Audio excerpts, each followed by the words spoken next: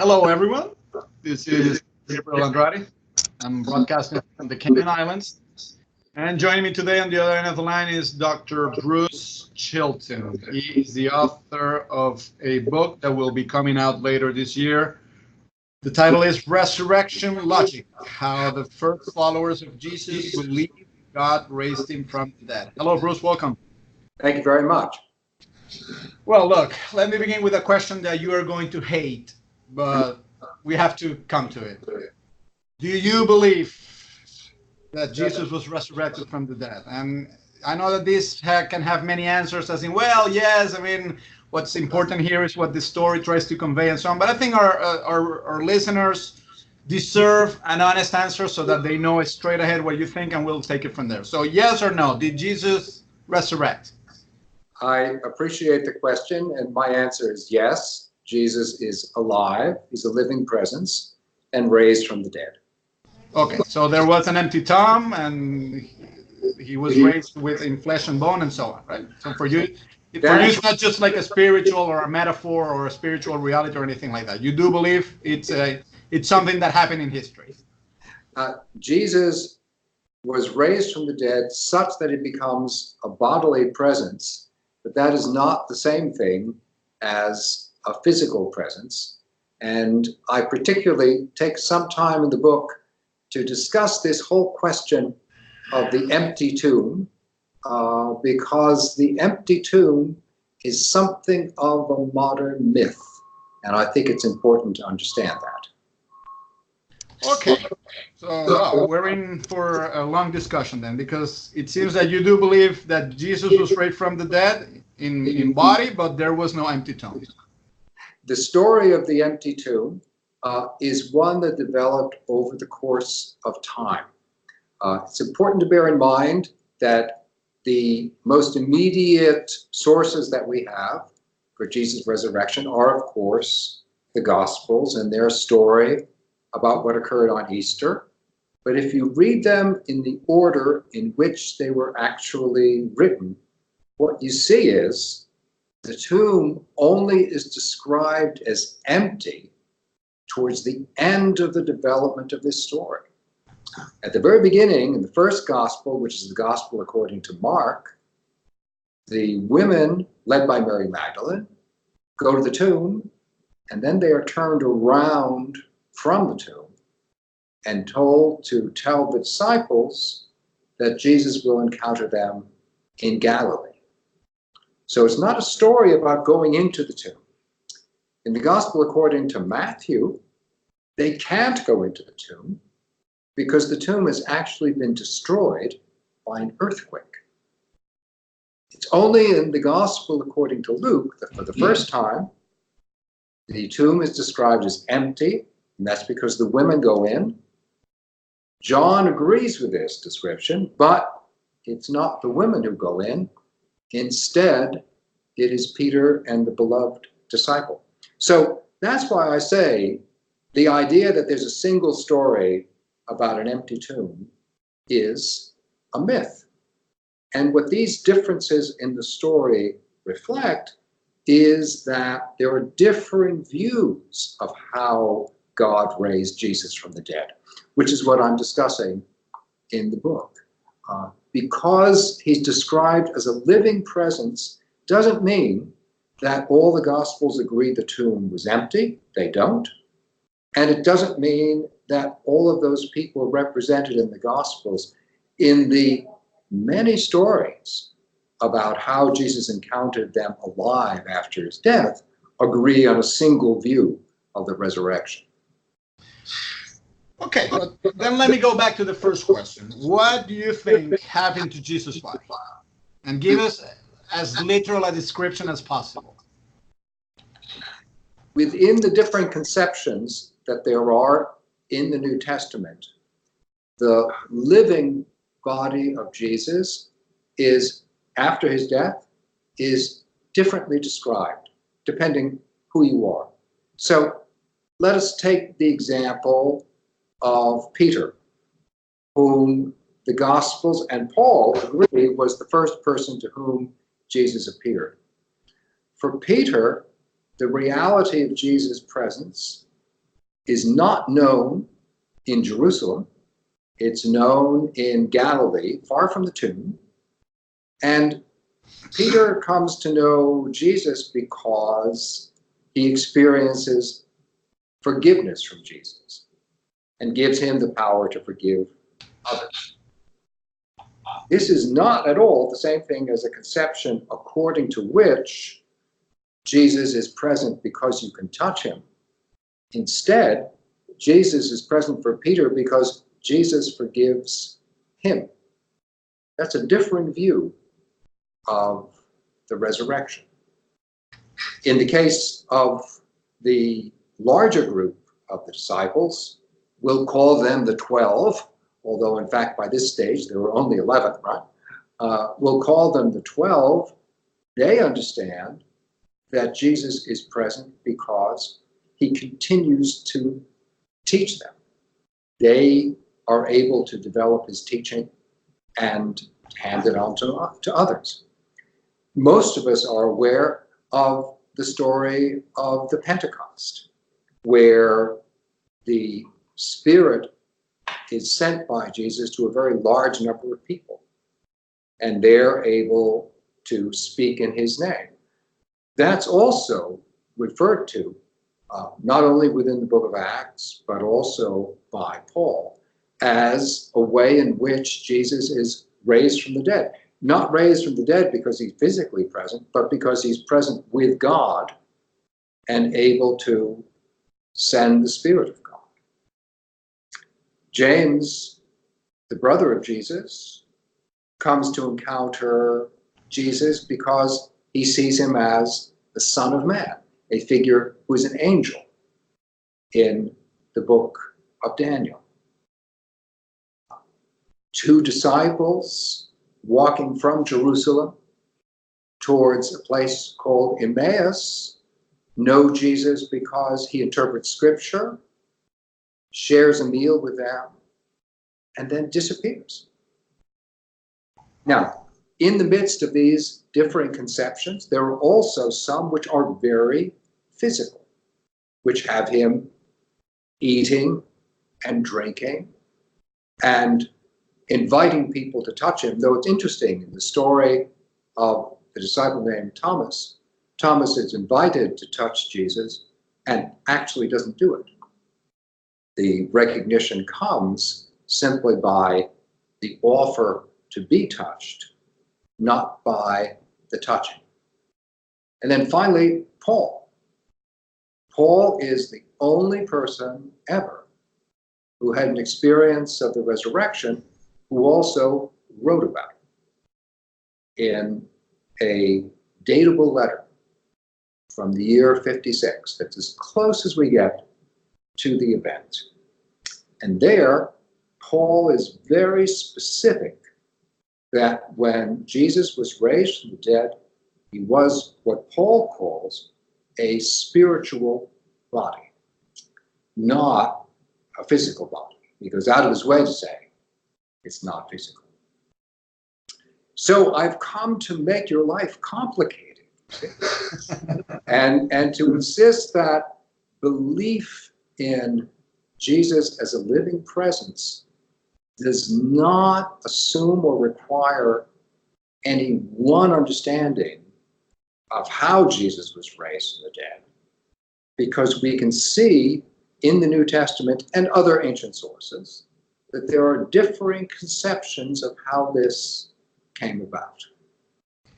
So if I ever came, let's say some archaeologists found a body and some DNA evidence or something like that, beyond any reasonable doubt proves that this is Jesus of Nazareth, and I show you that evidence, and I will show these people this evidence as well. Although, of course, I mean, in the first century there was nothing like DNA. But let's say that they would have showed Peter, this is Jesus' body, and it would be beyond doubt that he would be able to recognize the cadaver and so on.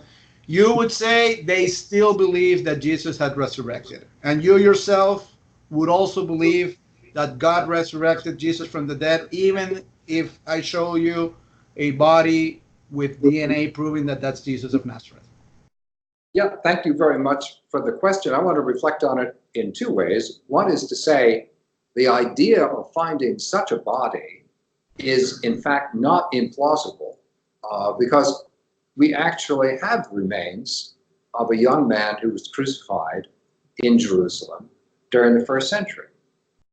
And we know it because there are still nails embedded in some of the bones. So it's not impossible. That also shows us, by the way, that the bodies of people who were crucified were not necessarily disposed of in a disrespectful way, as has sometimes been argued. Sometimes it's been argued that the body of Jesus was thrown to dogs. Well, within Jerusalem in the first century, this would not be a very wise thing for a Roman officer to do. I mean, after all, the point of crucifixion is to impose Roman authority, not to stir up revolt. So the idea of finding such a body is not entirely beyond the question. When I was working in my first full-time academic job in England, David Jenkins was elected Bishop of Leeds. And he made the remark in the middle of an interview, which caused a great deal of a stir, that if the bones of Jesus were discovered in Jerusalem, it would not make any difference to him. That is the kind of statement which is both true and not terribly helpful. It's not very helpful because it seems to dismiss the idea of Jesus' resurrection. But that is not its point. Its point is to insist that the resurrection faith insists that Christ is alive. The question is, how is Christ known as alive? And if I'm a believer, let's say, in the context of Paul, then I would think that Christ is alive as what he calls a spiritual body. You know, when Paul talks about the moment when he encountered the risen Jesus, he does this in his letter to the Galatians. He refers to when it pleased God to uncover his Son in me. That is, for Paul, it is a specifically interior experience. And it was part of Paul's practice of Jewish mysticism, centered on the Merkabah, the chariot or throne of God. Now, I'm not saying that Paul's experience of the resurrection was the only experience. We know very well it was not. There are others led, I think, by a follower of Jesus called Silas, who, on the contrary, did see the resurrection of Jesus as being very physical, because they believed that when God raised all people from the dead, they also would physically be raised. This is another aspect of what we need to deal with. Namely, in every case, the resurrection of Jesus within early Christianity is not understood as being something that is limited to the case of Jesus. Just the opposite. Jesus is understood as being the first case of resurrection. So, however you conceive of being raised from the dead in the case of Jesus, also applies within the lives of believers. This is, I think, a link which has been missed by a great deal of recent discussion, which treats of Jesus as if he were a completely isolated case. If that case were entirely isolated, it would not have anything whatever to do with the faith of the early church. Early Christians believed they were part of the transition at the very end of time. Jesus' resurrection is simply the first instance of what's understood to be happening far more generally. So it's not surprising that there should be differing understandings of how this resurrection came about. So according to your understanding of Christian belief, what will happen to us? What will our resurrection be like? Will it also be in this spiritual sense that you're saying, and in the sense that our flesh and bones will not really be raised, but rather spirit or something like that? Is that what's in the future for all human beings? I would say myself that my belief is probably closest to Paul's, to his understanding that the very purpose of human existence is to become spirit even while we are alive, and that the end of our physical existence marks the transition into an entirely spiritual way of living. But what's important to grasp about this, it seems to me, as Paul also emphasizes, is to understand that to be spiritual does not deny one's also being embodied. That is, human personality, in the case of Jesus or in the case of anyone else, has a durability about it. Human personality has the capacity to be immortal. And that's, it seems to me, the very center of the promise of the resurrection, namely that there's such a thing as embodied existence in eternity. It's not tied to conditions of this world, and in that sense I would say it's not physical, and yet there's also a tangible aspect because we're talking about an embodied human personality. Have you ever given thought, and I surveyed through your book. I couldn't read the whole thing because it's only been 2 or 3 days since I got a hold of it. But I didn't find in your book any discussion about something that is very big in philosophy, which is the problem of identity. And that is, how do we preserve our identities from right now to the moment that we reach that scatological moment and so on? Because, I mean, if there is an interruption in existence, it wouldn't seem that that entity continues to be itself. Like, for instance, if I have this piece of paper and I tear it apart and I throw it away, and then somehow I put it back together, I'm not sure that philosophers or metaphysicians would say that the reconstructed paper is identical to the original paper, right? And it seems that with resurrection, in whichever way you want to understand it, this problem is present there as well. How do you come about it? Right. I think that problem would be present if you conceived of resurrection as simply being a reconstitution of the flesh that was there. And although, as I've just emphasized, there are clearly a variety of ways in which the early disciples saw the resurrection happening, even those who saw it as tangible, even those who said, he ate and drank in our presence, headed up by Silas, they don't believe that Jesus was simply the reconstituted parts of what had died. Because resurrection means a movement into eternity itself. The point of resurrection is there's no death thereafter. It is not the same thing as resuscitation. It's not the same thing as the case of Lazarus, the case of Jairus' daughter. It's not the same thing as a person getting CPR. These are instances of resuscitation. And one of the reasons that that difference exists is that if you were to take a person who had truly and completely died and simply reassembled the cells that had been involved, you would run directly into the identity question that you raise. But identity is something which, in fact, is not intrinsic to who we are physically at all. My cells have changed, I don't know how many times, right, since the time I was born.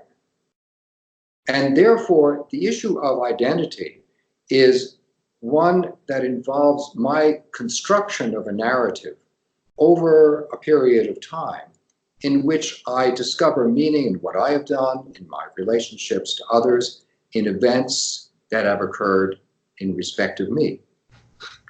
Where does that identity live? To some extent, no question at all, it's a part of my memory. And yet memory itself is something that has to be curated. It's not simply given. We actively are involved in that moment of remembering. And so here, what I would suggest, and I deal with this in the last chapter of the book, I would suggest that we're actually dealing with issues that impinge on questions of physical science, in which physicists such as Roger Penrose have spoken of the way in which it is possible for us as human beings to be aware of the nature of embodied reality at the most basic level. So he refers to this as being our capacity to see the resolution even in quantum structures that go about forming the basic building blocks of the universe. When we are aware of ourselves in relation to what exists, that, I would say, is our identity as body. And that embodied awareness is what is being spoken of in stories of the resurrection of Jesus. He is present as someone who's an agent, who doesn't go away. He's living, and yet none of the stories say he is exactly the same person as lived prior to the crucifixion. There's a difference between Jesus as risen from the dead and Jesus as being present in the way that people are simply physically. There's an assertion within the resurrection, no matter how you see the resurrection as happening, that it doesn't represent simple continuity with what went on before. Well, these are very interesting answers. Let me ask you one of the questions that the Sadducees asked Jesus. Yes. Will there be sex? Exactly. What am things like that. I mean, because so far you've given us like a very philosophical answers. Okay, that's fine, but I'm sure the listeners will want to get into more juicy details. So yeah, and I can perfectly understand why the Sadducees would ask something like that, because I mean that's what common people want to hear about, right? Exactly. So sure, you've given us all these philosophical understanding of the afterlife, but what about the more mundane stuff? So things like sex. What can our listeners expect about it? Right. Well, first I'll give you the answer concerning given by Papias of Hierapolis. This was in the 2nd century of the Common Era. He dealt implicitly with the sex question by dealing with the alcohol question.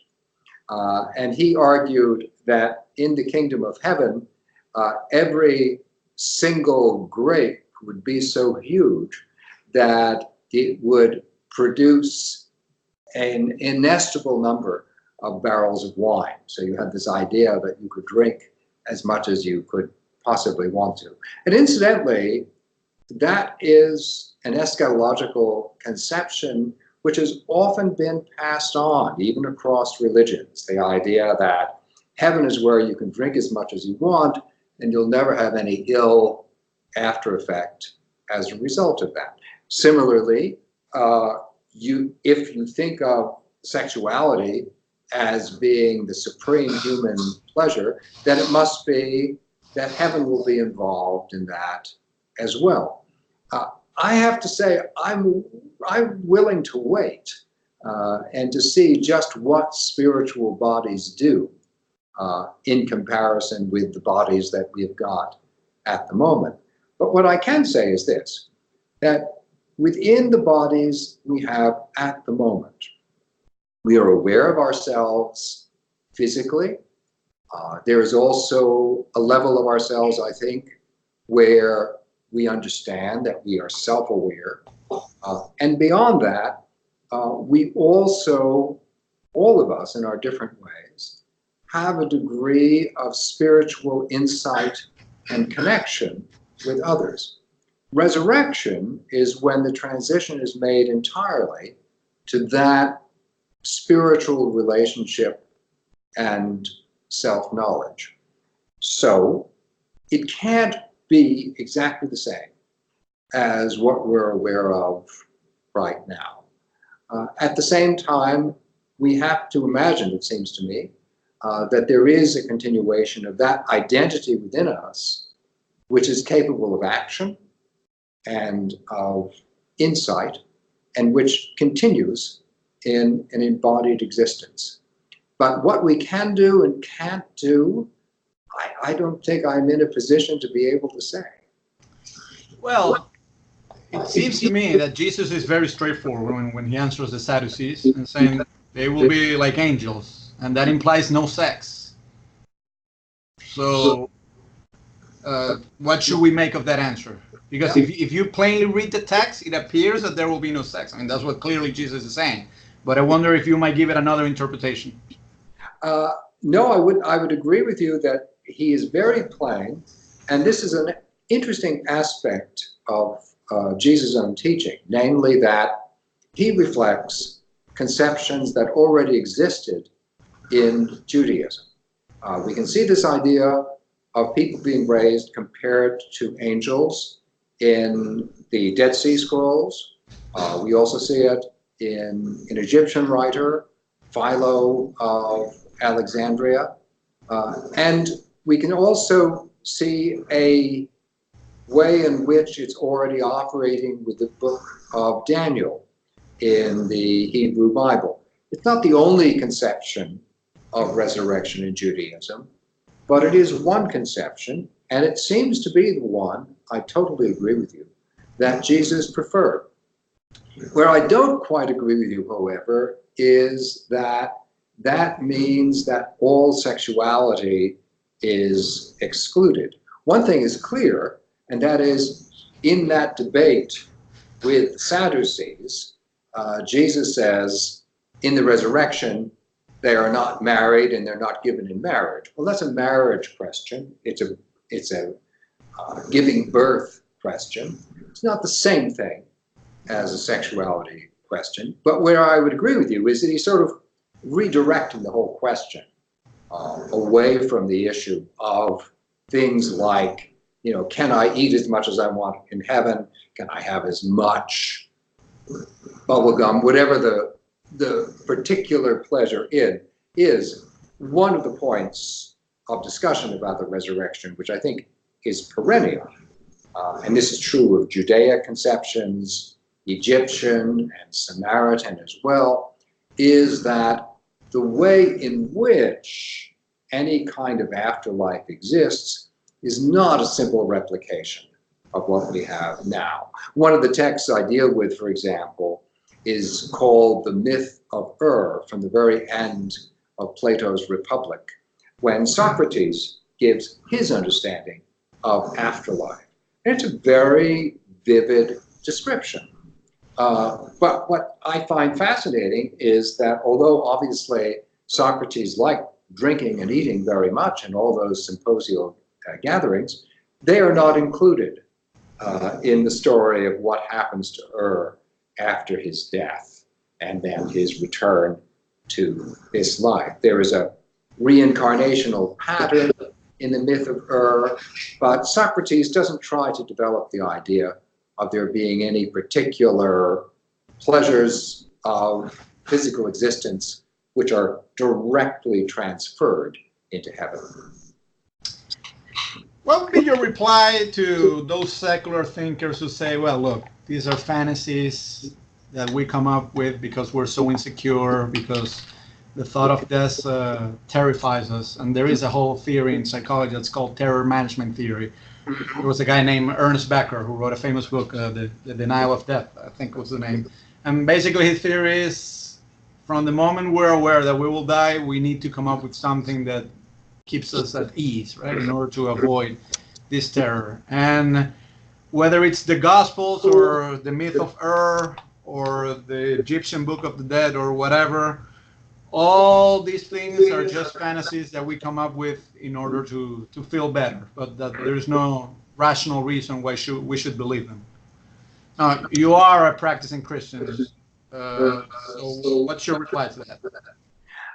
I would reply, first of all, as a historian, and only after that as a Christian.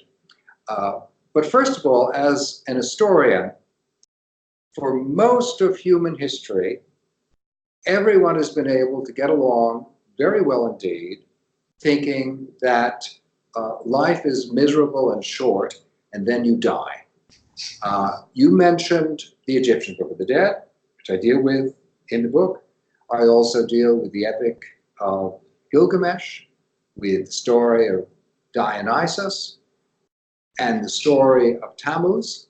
All of these cases which investigate the line of demarcation between life and death, and which ask the question, can a mortal become immortal?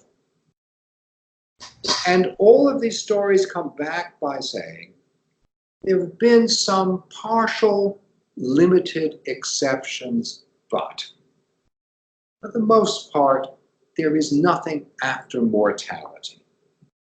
For the vast, vast majority of people, the idea that resurrection should be seen as any kind of a general expectation only comes into existence during the 2nd century before the Common Era, at the time of the Maccabean revolt of faithful Jews against the occupying power of the Seleucids. And as I discuss in the book, during that period, the idea of resurrection became weaponized. It's a way of understanding how it is that you can go to war with a virtually certain expectation of death and still understand yourself to be a victor. Now, why did the Maccabees and Jews of that period come to such an emphasis on the idea of resurrection when earlier it had really not been a characteristic feature of Judaism? I think the answer to that is not that people were afraid for themselves. What they were concerned about was the ultimate justice of God. They had to pose the question, what does a just God do in the face of this dreadful onslaught that we face on the part of the Seleucids, who have taken over our temple, who are sacrificing swine on the altar, who are killing children who have been circumcised together with their mothers, who are torturing people who refuse to give up the Torah. What does God do in those circumstances? And the answer came back, God does not permit human life merely to be mortal. It has an eternal aspect. The extraordinary thing that happens in the wake of this growth of Maccabean literature and a shift in the idea of resurrection, away from the idea that resurrection is this occasional, sporadic, mostly hopeless expectation, to the idea that resurrection is a part of the way in which God is just, is that in the case of Jesus, his disciples came to the conclusion, oh, he's actually alive. He's present with us now. He is endorsing forgiveness, the continuation of his teaching, the extension of spirit to others, the practice of Eucharistic meals and interpretation, visions that will teach us how to deal with them, a philosophical understanding of the way in which human bodies are not just physical, but spiritual. There is an explosion of these conceptions within the 1st century, each of which I trace inside the text. Now, the fact that people said it and believed it doesn't make it true. But one thing I can say as a matter of history, and that is people have not always believed in resurrection. They have not always believed in afterlife. Even when they have dabbled in the conception, for the most part, they see it as belonging to a few special people and not to the majority of humanity. But what happens in this combination of Judaism, Christianity, and then later Islam is the understanding that it is part of God's justice that human life is not simply left to dissipate into nothingness. It has an eternal aspect about it because it's always had a divine dimension. That, I think, is the appeal of the idea of resurrection. It is a statement about who we are, who God is, and what the nature of reality is. One could argue, and anyone would be welcome to argue, that this entire conception is a matter of compensating for the fear of death. But I have to say that I've counseled quite a large number of people who have been on the point of death, and they would beg to disagree with you. That is, their understanding of the ways in which their lives are eternal doesn't seem to be grounded in the experience they have had up until the point of death. It seems rather to be grounded in their expectations of what is about to happen to them. Now, I don't say that happens in every case of people that I have counseled. There are some people who are simply afraid of death. Of course they are, especially when they die young or when they die violently. But I must say that when I have the opportunity to be able to speak with people about what they think is happening to them at the point of death, they are extremely reflective. And they reflect much more, I think, what the origins of this expectation truly are. All right, let me go back to the Maccabees, because you do talk at length in your book about them. And another criticism, I'll point them to another criticism of the whole idea of the afterlife. Not so much as Ernst Becker and the others would say, well, these are fantasies to compensate, which is the criticism that you just addressed. But there is another criticism, and that is that this whole idea of the afterlife, as the case of the Maccabees proves, gives rise to the martyrdom mentality. And that can be very dangerous. And I think that, well, Judaism and Christianity to a certain extent are over that, but not Islam. And if you take a look at the 19 hijackers of 9/11, they were all believing that they would make the 72 virgins. Now, a lot of atheists and secular authors and so on say, if those 72 virgins were not there, they wouldn't engage in that kind of atrocity. And to a certain extent, we can go all the way back to the Maccabees, because it seems that they had the very same mentality. For instance, there's this story, I don't know if you deal with it in the book or not, of the widow or the woman who has lost 7 sons. And all they have to do is eat pork. That's all. Just eat the damn pork and your life will be spared. And she stubbornly tells him in Aramaic, whereas the Greek cannot understand, say, don't eat the pork, die. Because, and the implication is that after you die, something great will come. Now, to a secular person, and I guess I include myself in that, I just cannot understand that mentality. I mean, if that were me, I would just eat the damn pork and get it over with, right? Save my life. But this stuff, at least in the case of the Maccabees, it's fine because they were only dying for themselves, right? But the problem is when you engage the concept of martyrdom, not only to die yourself, as in the case of those 7 kids, the 7 sons of that woman, but rather when you also do damage to other people, as the 19 hijackers of 9/11. So does the idea of the afterlife carry this danger of motivating further atrocities? I think that can occur, and this is related to an ancient battle within Christianity as well. after Christianity moved into the Greco-Roman world, it ran into persecution by the Romans. And the Romans persecuted Christians on the grounds that Christians had no legal basis to refuse to offer a form of worship to the emperor. Most people in the Greco-Roman world could be forced to burn incense to the emperor, to pour out some wine in front of his image, and to swear allegiance to his genius.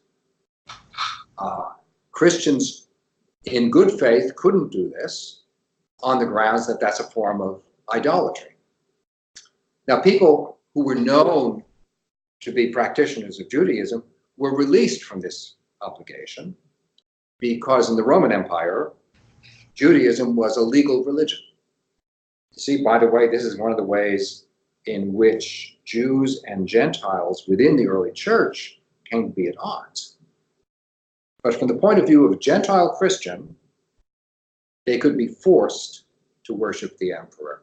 And many of them refused and died and were martyrs, like the woman and her sons in 2 Maccabees 7, whom I refer to in the book. Many Christians felt, who cares? The emperor is a complete idiot anyway. His idol is a fabrication. Why shouldn't I burn the incense and pour out and say he's a genius? I don't care. And the Roman officers forcing me to do it were also backward. Why should I give them any kind of leverage on who I am? So there's a difference in Christianity among those who say, no, you don't do it. You accept the torture and ultimately the death. And others who said, this is not a matter of any kind of conscience for me, and therefore there's no sense in which I should risk my life. Now, I give that as an example because I think what it shows is that Christians who performed the act and Christians who didn't perform the act, they would disagree with one another. But whether they did or they didn't, they still believed in the resurrection. They believed in Jesus' resurrection. They believed also in their own resurrection. Similarly, going back now to the time of the Maccabees themselves, of course, produced this literature. They were great propagandists. And by the way, they are also the ones who produced the most physical understanding of the resurrection. Though others in Judaism spoke of angels, some even speak of resurrection like stars. They, the Maccabees, tended to push the idea of a highly physical, highly tangible resurrection. But many of those who lived during the time of the Seleucids managed not to be martyred. And this didn't mean that they had no commitment to the idea of resurrection. So what I would say is this, that I agree that they are sometimes related, martyrdom and resurrection, and that sometimes their relationship to one another is violent. There has never been a time since the 2nd century before the Common Era where there hasn't been a justification for violence on the basis of martyrdom. And what is most insidious is that very often it is a matter of someone saying, because I am willing to take a risk, therefore I'm a martyr and I can inflict violence on others. This was the mentality of the Crusaders, which in turn fed into the reaction against the Crusaders on the part of the jihadis. The classic doctrine of jihad that is under a great deal of discussion right now is in part a reaction to the Crusaders, not something that existed prior to the time of the Crusades.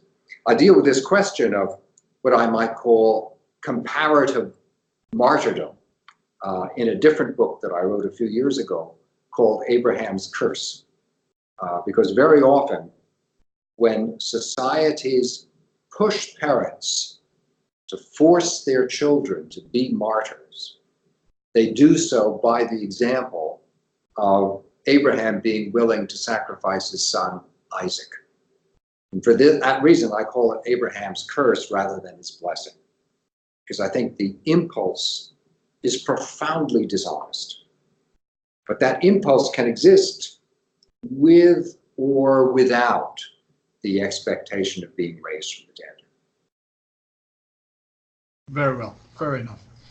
Professor Bruce Chilton, we're out of time, but thank you so much for this 45 minutes that have been very enlightening. The name of the book is Resurrection Logic, How the First Followers of Jesus Believe God Raised Him from the Dead. Thank you so much. Thank you. Always a pleasure.